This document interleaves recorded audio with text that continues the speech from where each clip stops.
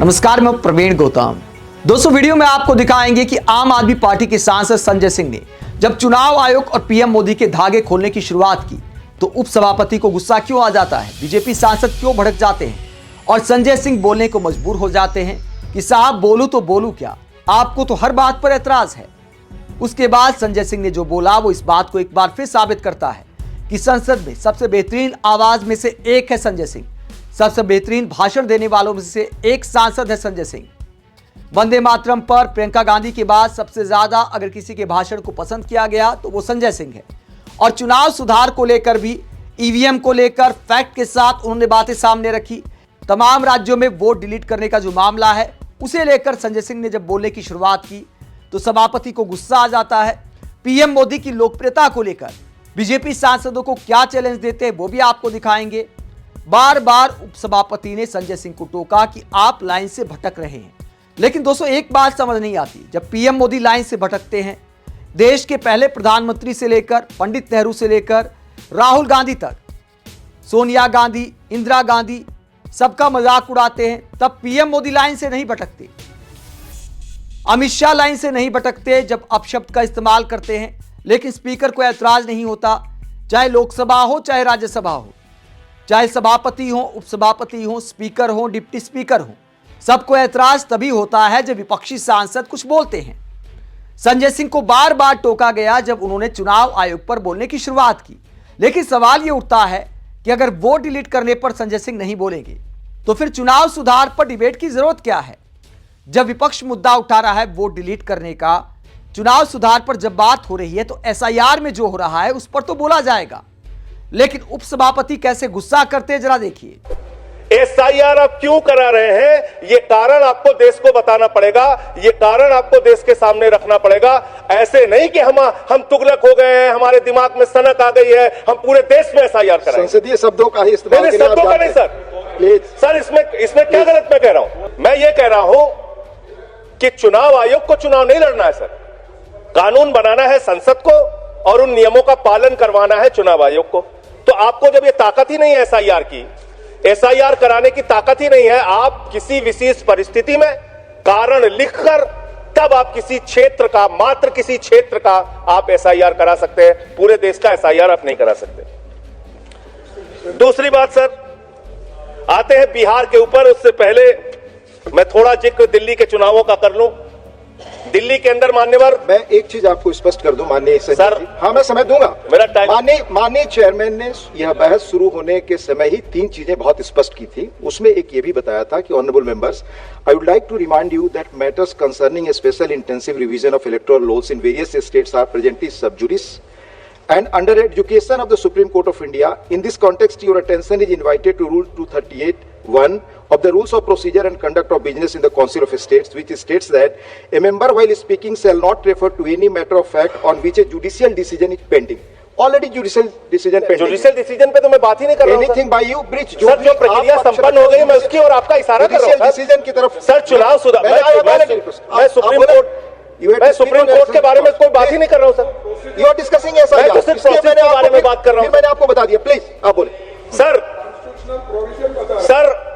देश में जो दिल्ली का जो चुनाव हुआ सर, उस दिल्ली के चुनाव में हमने बार बार शिकायत की चुनाव आयोग से। चुनाव आयोग चुनाव के दौरान दी गई शिकायतों को गंभीरता से लेने और उसका निस्तारण करने के लिए बना है। दिल्ली के अंदर जो नई दिल्ली कॉन्स्टिट्यूएंसी है, अरविंद केजरीवाल जी की कॉन्स्टिट्यूएंसी, वहां पर सर चुनाव शुरू होने से पहले ही 42,000 वोट काट दिए गए। 42,000 वोट काट दिए गए। उसका कोई कारण पता नहीं क्यों काट दिए गए, वो 42,000 वोट काट दिए गए। मान्यवर, इसी विधानसभा के क्षेत्र में लोकसभा के चुनाव में जिन मंत्रियों के घर में 3 वोट था, जिन सांसदों के घर में 5 वोट था, वहां किसी के घर में 33 वोट हो गया, किसी के घर में 26 वोट हो गया, किसी के घर में 22 वोट हो गया। और इसका सारा प्रमाण मान्यवर हम लोगों ने चुनाव आयोग को लिख कर दिया।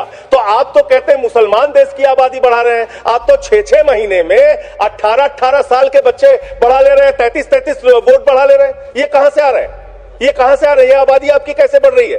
दिल्ली में पूरी तरीके से आपने चुनाव का घपला किया, जिसका हम लोगों ने लिखित शिकायत दी थी। एक ही भारतीय जनता पार्टी के पदाधिकारी ने 11,000 वोट कटवाने के लिए शाहदरा में एप्लीकेशन दी थी। 24 बीजेपी के कार्यकर्ताओं ने 4800 वोट कटवाने की एप्लीकेशन जनकपुरी में। सर चुनाव की गड़बड़ी, सर चुनाव की गड़बड़ी, क्या सर चुनाव की गड़बड़ी पे हम नहीं बोल सकते? सर फिर हमारा टाइम जा रहा है, सर फिर हमारा टाइम जा रहा है। स्पीक ऑन द सब्जेक्ट, आपका समय जा रहा है क्योंकि आप विषय से बाहर बोल रहे हैं। सर आप बताइए, चुनाव की गड़बड़ी पे मैं नहीं बोल सकता। सर मैं आपसे पूछना चाहता हूँ, क्या चुनाव की गड़बड़ी पे मैं नहीं बोल सकता? आप चुनाव में हो रही गड़बड़ियों पे नहीं बोल सकता। इलेक्शन रिफॉर्म्स के पक्ष और विपक्ष में हम इलेक्शन रिफॉर्म्स कैसे होगा जब गड़बड़ियां नहीं बताएंगे? सर उन चीजों के बारे में जब गड़बड़ियां बताएंगे तो रिफॉर्म्स कैसे होगा? में उठा चुके हैं जिन चीजों को। मैं आपसे हाथ जोड़कर पूछना चाहता हूँ, एक सेकंड सर, मैं आपसे विनम्रता पूर्वक पूछना चाहता हूँ, चुनाव की गड़बड़ियों के बारे में अगर सदन को आपको नहीं बताऊंगा सर, तो उसका रिफॉर्म्स कैसे होगा? तो दिल्ली में अगर एक गड़बड़ी हुई है, जरूर आप बोले, ये आपका अधिकार है, पर स्पेसिफिक जो उदाहरण दे रहे हैं उसके बारे में पहले आप उठा चुके हैं, वो अमान्य हो चुकी है चीजें। प्लीज नहीं सर, नहीं सर, नहीं सर, आप सर आपका समय जा रहा है, please come on the subject. Delhi के अंदर बड़े पैमाने पर वोट काटे गए और चुनाव में खुलेआम गड़बड़ियां की गई। अब बात करते हैं बिहार में। सर बिहार में आपने अचानक कहा पूरे राज्य का एसआईआर होगा। एसआईआर आपने कराया, करीब 65 लाख वोट काट दिए वहां पे। और मान्यवर, मैं आपके सामने कुछ विधानसभाओं की सूची पढ़ना चाहूंगा। मोतिहारी में 54,000 वोट काट दिया, बीजेपी 13,000 वोट से जीती। गोपालगंज में 66,000 वोट काट दिया, बीजेपी 28,000 वोट से जीती। संजय जी अरौली में 46,000 वोट काट दिया, बीजेपी 12,000 वोट से जीती। अनमोल में 37,000 वोट काट दिया, बीजेपी। ये सारी चीजें सुप्रीम कोर्ट में नहीं जाएगी रिकॉर्ड पे। सर ये गड़बड़ी पे बात हो रही है, गड़बड़ी मेरा समय जा रहा है, सुप्रीम कोर्ट के पास सर मेरा टाइम जा रहा है। सर विषय पर बोलिए। सर विषय पर बोल रहा हूँ सर, विषय पर नहीं बोल रहे। विषय ऐसे तो फिर बात नहीं हो पाएगी सर, ऐसे बात नहीं हो पाएगी। अब हमारा टाइम खराब जा रहा है। विषय पर बोलिए। नहीं, मेरा सारा समय चला जा रहा है सर। आप विषय पर बोलिए। जो चीज सब जुड़ी है उसके बारे में honourable chairman has made it clear. Please. Election में ऐसे गड़बड़ियां होते हैं, उसको क्या करना चाहिए ये बता रहे हैं। ये सारे स्पेशल कंप्लेंट माननीय एलओपी सुप्रीम कोर्ट के पास है। ये सब जुडिस मामला है, इस पर मैं अलाउ नहीं करूंगा। ऑलरेडी चेयरमैन ने कह दिया। माननीय संजय सिंह, आपका समय जा रहा है। सर आप बोलने ही नहीं दे रहे, फिर ऐसे बोलने नहीं दे रहे। आप कानून, सर चुनाव की गड़बड़ियों के बारे में नहीं बोलेंगे, संवैधानिक मर्यादाओं, चुनाव की गड़बड़ियों के बारे में नहीं बोलेंगे, चेयर पर आरोप करेंगे। ये आपको फ्रीडम है, आप कुछ भी कर सकते हैं नियम कायदे के बाहर जाकर के। दूसरी बात सर, प्लीज, ईवीएम का इस्तेमाल देश के अंदर शुरू हुआ, प्लीज। और जब ईवीएम का इस्तेमाल शुरू हुआ अपनी जगह तो देश में तमाम बहस शुरू हुई। और ईवीएम के ऊपर सबसे पहला किसी ने सवाल उठाया तो उस व्यक्ति का नाम है जीवीएल नरसिम्हा। उन्होंने बाकायदा किताब लिखी है कि लोकतंत्र के ऊपर खतरा है ये ईवीएम, और उसके बारे में लाल कृष्ण आडवाणी जी ने उनकी किताब की प्रशंसा करते हुए और ईवीएम पे सवाल होते हुए, अब इस पे भी समस्या है, इस पे भी, तो उस पे पूरा ईवीएम के ऊपर सबसे पहले इन लोगों ने सवाल उठाया। ईवीएम किन किन देशों में था और कहां कहां बैन हो गया, मैं पढ़ के बता दे रहा हूं। जिन जिन देशों में बैन हो गया, जर्मनी में, नीदरलैंड में, आयरलैंड में, यूके में, फ्रांस में, पुर्तगाल में, इटली में, ऑस्ट्रेलिया में, नॉर्वे में, कनाडा में, बेल्जियम में, साउथ कोरिया में, इन तमाम देशों में ईवीएम था। ईवीएम बंद हो गया। लेकिन मुझे एक मन में शंका होती है जो आपके माध्यम से उधर बैठे हुए लोगों से पूछना चाहता हूं। प्रधानमंत्री जी का आप बहुत गुणगान करते हैं, आप कहते हैं प्रधानमंत्री जी बहुत लोकप्रिय हैं, प्रधानमंत्री जी की लोकप्रियता चमक रही है, वो महामानव है, विश्व गुरु है। तो ये कौन सी लोकप्रियता है प्रधानमंत्री जी की कि भाई प्रधानमंत्री जी की कौन सी लोकप्रियता है कि ईवीएम से चुनाव कराएंगे तो लोकप्रियता कायम रहेगी, बैलेट से चुनाव कराएंगे तो लोकप्रियता खत्म हो जाएगी? अरे भैया, दोनों में अगर लोकप्रियता कायम है तो बैलेट से चुनाव करा लो, उसमें भी पता चल जाएगा कितने लोकप्रिय है प्रधानमंत्री जी, कितनी लोकप्रिय है भारतीय जनता पार्टी, कितने लोकप्रिय है आप लोग, ये आपको पता चल जाएगा। दूसरी बात मान्यवर, आपने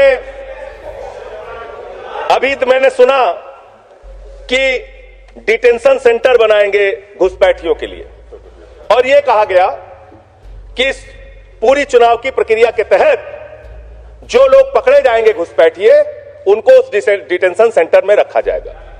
मैं आपके माध्यम से इस सरकार से पूछना चाहता हूं, 11 साल से इस देश में ट्रंप की सरकार तो है नहीं, न बराक ओबामा की सरकार है, न बाइडेन की सरकार है। यहां पर प्रधानमंत्री नरेंद्र मोदी जी हैं और गृह मंत्री अमित शाह जी हैं। आपने 11 साल में कितने घुसपैठिए हिंदुस्तान से भगाए, इसके बारे में आंकड़ा दीजिए सदन को आप जानकारी दीजिए।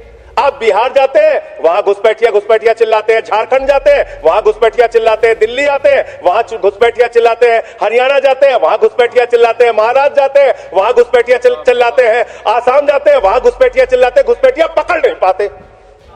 ये कौन सा घुसपैठिया है? जहां पर चुनाव होगा वहां आपको घुसपैठिया मिल जाते हैं, आप पूरा चुनाव उसके ऊपर करते हैं।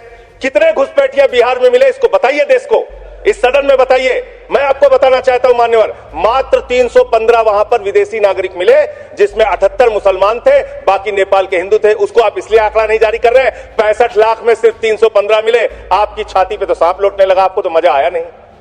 आप डिटेंशन सेंटर बना रहे हैं उत्तर प्रदेश में। डिटेंशन सेंटर का पता है आपको? कानून, अंतरराष्ट्रीय नियम। आपको स्कूल बनाने के लिए पैसा नहीं है, आपको अस्पताल बनाने के लिए पैसा नहीं है, मिड डे मील में आप बच्चों को नमक रोटी खिला रहे हैं, नौजवानों को रोजगार देने के लिए आपके पैसा नहीं है, खाद की बोरी देने के लिए पैसा नहीं है। आप कह रहे हैं आप अपनी सनक को पूरा करने के लिए डिटेंशन सेंटर बनाएंगे, जहां पे घुसपैठियों को रखेंगे, उनको फ्री बिजली, फ्री पानी, फ्री एजुकेशन, रहने का घर, सड़क, सब आप अपने पैसे से देंगे, देश की जनता के पैसे से देंगे। इसलिए मैं आपके माध्यम से सरकार को चेतावनी देना चाहता हूं, अगर कोई बांग्लादेशी मिले, कोई पाकिस्तानी मिले, कोई अफगानिस्तानी मिले, तो उसको उसके देश वापस भेज देना।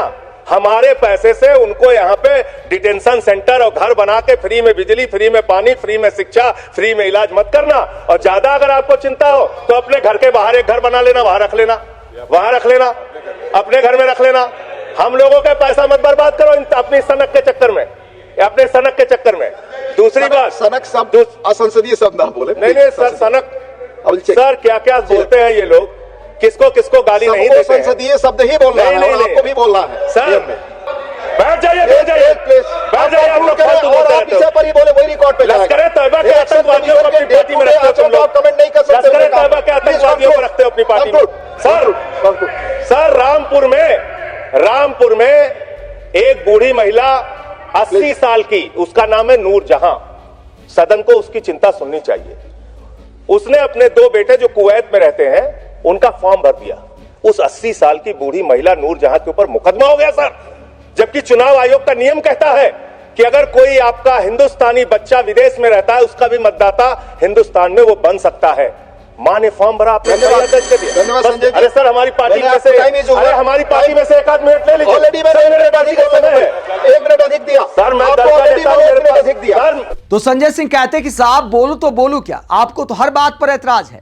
उसके बाद ईवीएम पर सवाल उठाते संजय सिंह और बताते कितने देशों ने, कितने विकसित देशों ने, दुनिया के समृद्ध देशों ने ईवीएम पर बैन लगा दिया क्योंकि उन्हें ईवीएम पर भरोसा नहीं है। तो पीएम मोदी की लोकप्रियता को लेकर, ईवीएम को लेकर बीजेपी सांसदों को चैलेंज देते हैं संजय सिंह कि चुनाव ही तो कराना है, आपको आखिरकार बैलेट से चुनाव कराने में दिक्कत क्या है।